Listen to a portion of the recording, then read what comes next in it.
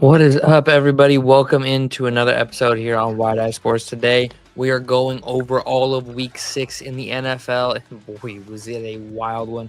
I mean, Doll, how you feeling about Week 6, bud?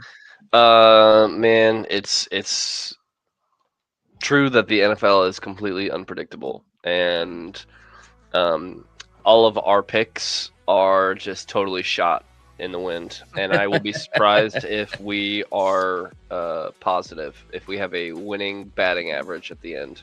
So, before we get started, make sure to like, subscribe. We really appreciate you guys. Leave comments, all the good stuff. That being said, as Doll was saying, our picks every week throughout the entire offseason, we would predict 1 week of the NFL season in order. So back in May, we started with week 1 and then went all the way through to week 18 throughout the entire offseason, and we tracked our picks. And I have all of our picks right here. This week, we were pretty middling. I went 7-8. Spoon's not on the show today. He's our third member, 8-7. Dalton, you went 8-7. That brings lifetime. That brings me to 57-34 this season, Spoon to 50-42, and you to 55-36. And then I've not tallied up our group, but that'd be 1, 2, 3, 4, 5, 6, 7 correct picks this week as a group, which would be 53. So 53-38 would be our record. Not bad. 53-38. So we're over 500, which That's is good. We're quite a few games over 500, but that was a very middling week. Dallas got us all, Arizona got us all, but I expected Arizona to get us after the way the Colts started. We were low on the Colts to start the season. Oh yeah. Buffalo got you and me, didn't get Spoon. Washington got me, didn't get you and Spoon. Cincinnati got both you and Spoon. And then Vegas got us all. Vegas tagged us all. So it is it's just one of those things, man. Just one of those things. But that is where we are currently sitting for this week throughout the entire season.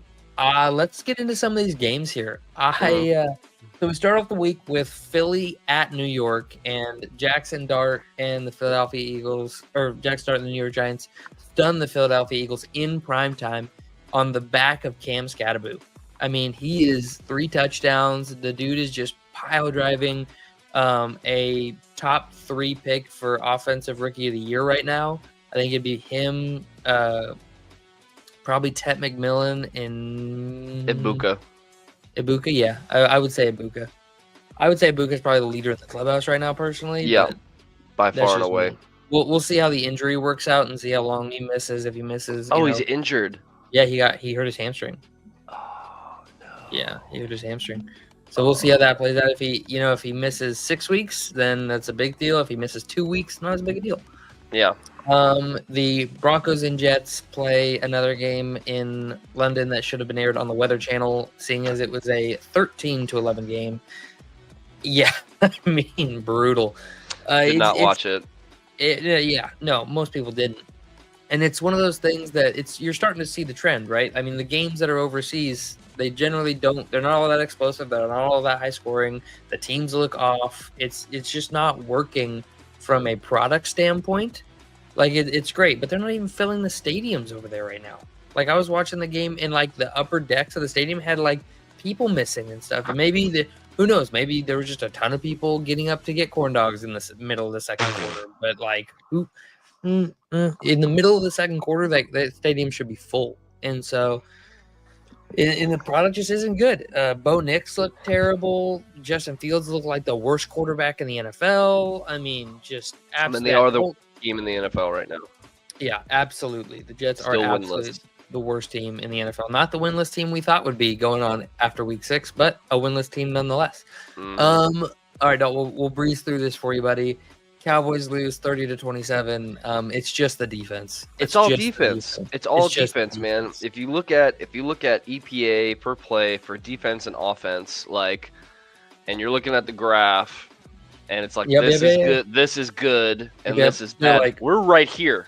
We're right here because our offense is great, but our defense is bad. So it's like what are we supposed to do? You know, like we're putting up 27, 30 points a game, which Yeah. should be winning you football games. You should I have a had this. defense that can get 1 or 2 stops, but you know, they're either getting run past or they're playing too close because they're giving too much space because they're worried about getting run past. And then you got guys just flooding the middle, rushing the passer, but then they're running right up the gut right away from you.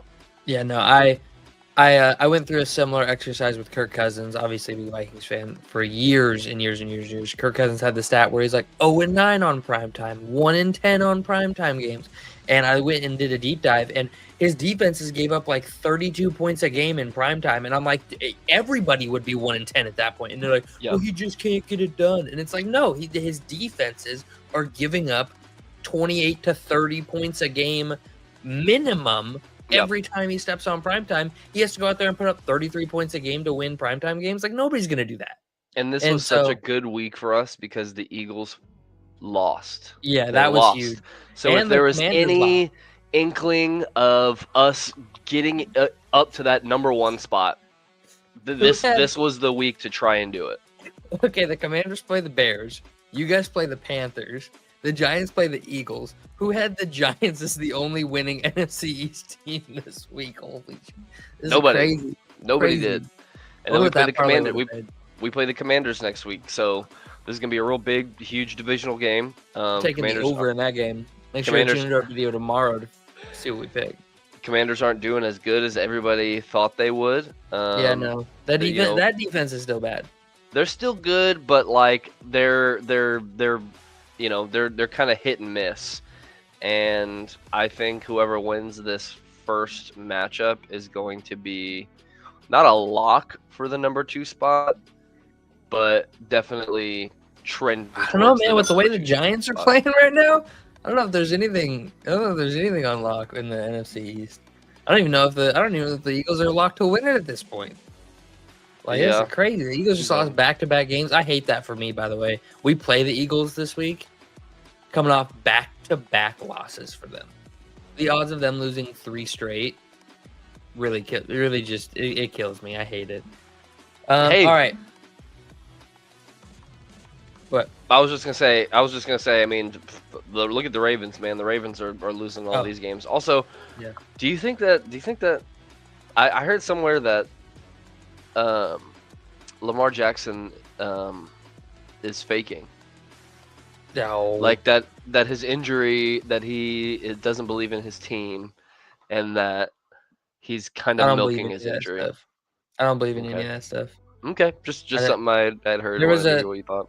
There was another rumor mill BS thing whenever JJ McCarthy got hurt about them lying about his high ankle sprain. They're like, he just wasn't ready, so they wanted to sit him, but they didn't want to actually sit him for Carson Wentz, so they're pretending he has a high ankle sprain. Like, no, dude got hip drop tackled and got a high ankle sprain. That's what happens. Yeah. All right. Indy squeaks went out against the Colts. Arizona or against the Cardinals, not against the Colts. Sorry. Seattle dominates Jacksonville. It was 20-10 final score, but that game was not as close as it appears. It was actually the opposite of their Pittsburgh game. Their Pittsburgh game was like a 2-score game that looked like it was a blowout, but it was really close. And this one was not close, and they have a 1-score game. So, Seattle now has a 9-game road winning streak. 9 consecutive games won on the road. That's a Seahawks franchise record. Nice. The Chargers squeak went out over the Dolphins. Good for them. I think we all expected them to win that game. I'm surprised it came down to being that close. Yeah. Next up, it's loading. Patriots beat the Saints. I mean, big whoop. I mean, I thought this game would be like a 2-score ball game. It was a little closer, but Drake May looked really, really, really good for a guy who in the preseason and early on struggled, and I was kind of starting to like eke about. He is coming out. He is having an awesome season. Mm-hmm. Yeah, that game was pretty poorly officiated. I don't know if you had watched it, but I didn't watch too much of it. I watched bits of it. Red zoned it. Some pretty crazy flags coming out. Some pretty bad flags coming out. Ooh, hate that. Yeah, we hate bad officiating. Pittsburgh clobbers the Browns. No surprise there. Rams beat up on the Lamar-less Ravens. Can we time out so I can talk about that real quick? I was very it's a very like I'm happy but I'm sad. Bittersweet. That's the term I was looking for. Because I like Lamar and I want the Ravens to do good because I want Lamar to do good, and I'm a big Lamar Jackson fan. Unfortunately, last year Lamar was not given the MVP. And everybody told me that Lamar was not given the MVP because he had such a better unit on offense than Josh Allen. Josh Allen had nobody, and Lamar Jackson had all these stars. And now we are seeing what this team looks like without Lamar Jackson at quarterback. Derrick Henry is Derrick Henry, but Derrick Henry is not 24-year-old Derrick Henry anymore, right? He's not going to just solo a team through the playoffs like he did in 2019. Like, that's not who he is. He's not capable of that anymore. And the reason, if you put any running back next to Lamar Jackson, they're going to have minimum 800 yards if it's an absolute scrub, and they're going to have 1,200 yards if they're an average NFL running back. So you give him an old Derrick Henry, he's going to go for 15, 16, 1,700 yards a year, right? But old Derrick Henry by himself is going to be pushing to get 1,000 yards. And I mean, I'm glad people get to see that Lamar is actually really important to that offense, and that offense, it only works because of Lamar Jackson. And I feel like people were starting to forget that, and I'm glad people get to see that. And that defense is terrible, absolutely terrible. Yeah. Titans, Raiders, just poop bowl. Yeah. 2010 Raiders. I mean, go Raiders. Yeah, I mean, good for them. Good for them getting a win. Yeah. There's not really much there. There's not really a whole lot going on for either of those teams this year. They're busy mock drafting. Cincinnati gets beat up by Green Bay. No surprise there. Jordan Love drops, 260.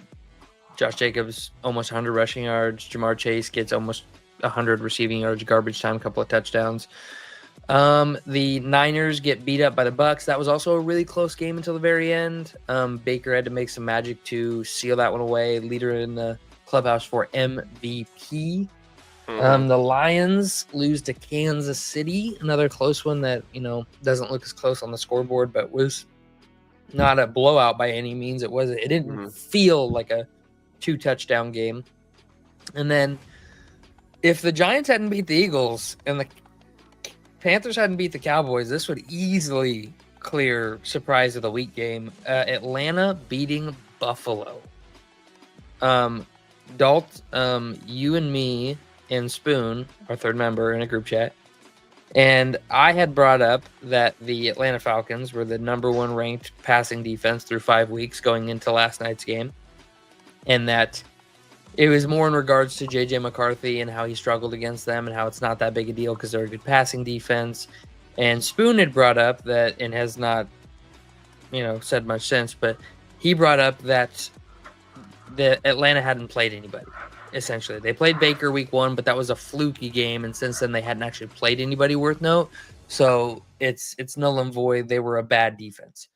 And I have said several times on the show, I do not expect the Falcons to be the team they were when they played the Vikings, and they hadn't been again until last night. They had been a good defense with a poor offense that wasn't really clicking, and then last night happened, and they turned into a great defense with a good offense. And oh my God, I mean, they were all over Allen all game. They had Josh Allen floundering out there, which is crazy to see.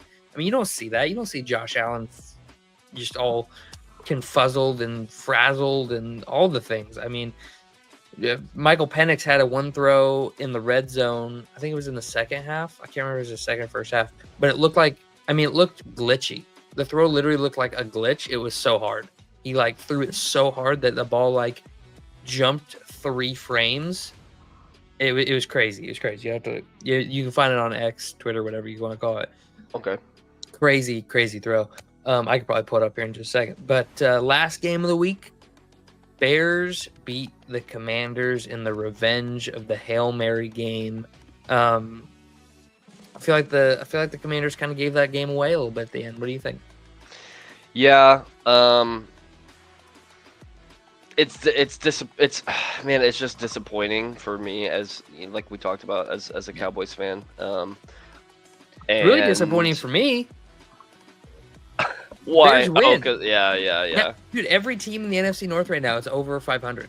I think Ben Johnson is elevating the Bears in a 100%. way that everybody, not in the exact way that everybody thought going into the season, but They're more physical and tough and ground and poundy than I think a lot of people. I think they're finding their feet. It's taken them a minute, and I think that they're really on. They're on like a bit of a good momentum. Started out they're on 0-2. uptick for sure. They're on the uptick. Three in a row, and that's kind of what I'm hoping for the Cowboys, man. I mean, I am not giving up hope just yet. Anything could happen.